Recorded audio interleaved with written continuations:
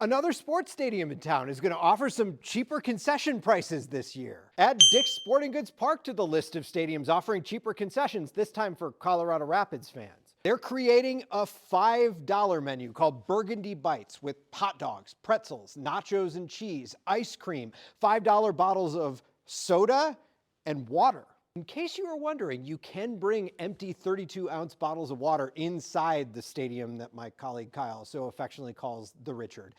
And you can bring factory-sealed bottles of water just as long as you peel the labels off. It's really strange, I know. That new $5 menu is following a trend set by the other Kroenke-owned sports teams in town, the Avs and Nuggets, who introduced a $5 menu at Ball Arena earlier this year. They changed that after we talked about how Ball Arena was actually the most expensive place in town for normal stadium staples. The Broncos already have a fan-friendly menu for $5.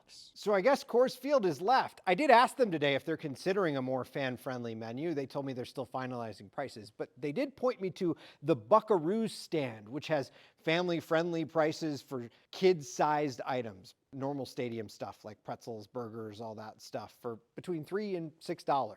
And remember, Coors Field lets you bring your own food inside if you wanted to.